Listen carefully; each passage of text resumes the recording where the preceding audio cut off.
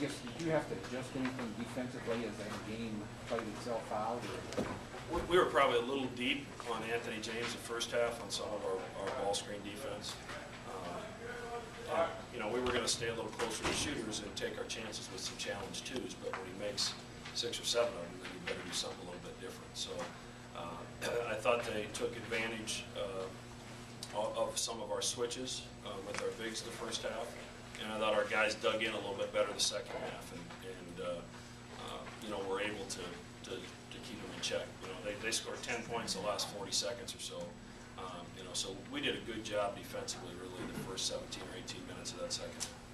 Is that the plan all along, that stop signs and let James give what he could? Well, anybody that watched the Bradley game, that knows anything about basketball, you better not let Marsan catch it, because he's one of the best shooters in the conference, and I didn't want to worry about guarding him when he caught it, so we tried to make sure we were there on the catch and not give him anything in rhythm.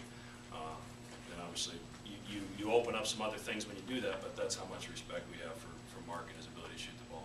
With 3 coming up on the road, how big was this one for you? It was the start of a very important week for us.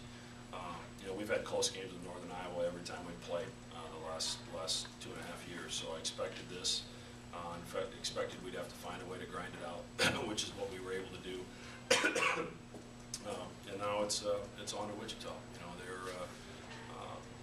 They're a game behind us in the standings, pending tomorrow night's game with Illinois State. But it's a great rivalry. It'll be an unbelievable environment there, but also a terrific opportunity for our team and for our program to go on the road and see if we can win in a tough environment like that. Were you proud of the way Doug kind of stayed with it, even though things weren't maybe not dropping right off the bat? I was more proud of the fact that he gave a little better effort defensively on the backboards the second half than he did the first half. The offense will come, but the defense has to be a little more consistent, and we felt like they were going to go at him with Cook, which they did.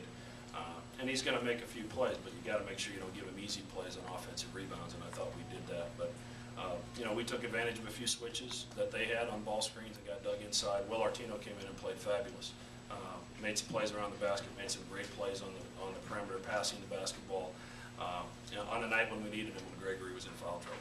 Three more for Coach. As you grind through the conference season, how big is it for Will Artino to step up tonight, Nevin Johnson the last couple of nights? It's huge, because you're probably not getting through a season without anything happening.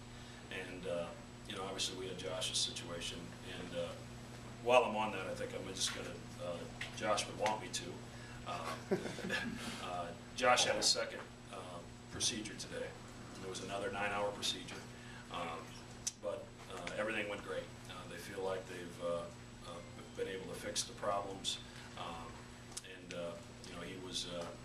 he was pretty excited tonight when he got out of recovery. So round 2 went better than round 1, and hopefully this is it for him for a while, and he can return to a little bit more of a normal life. But I know he would want everybody to know that he's doing fine. They'll keep him tonight, and then he'll be released tomorrow.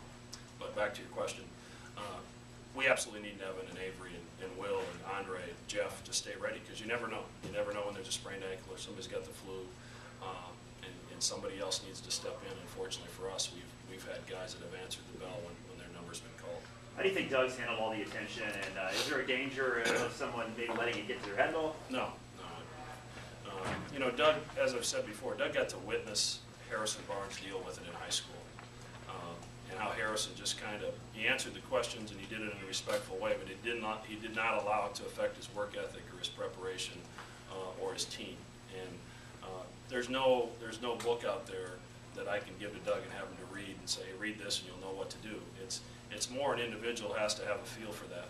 And Doug doesn't want to tell people no, but Rob and I have controlled some of that. Obviously, a lot of people are trying to get to him with interviews, and we want to make sure he can have a normal life as well.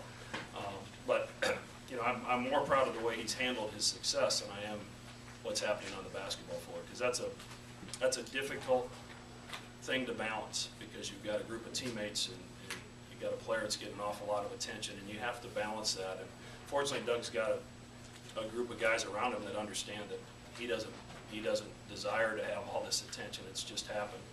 But I've been pretty proud of the way he's handled it. What's it like for you to see him pass a name like Kyle over?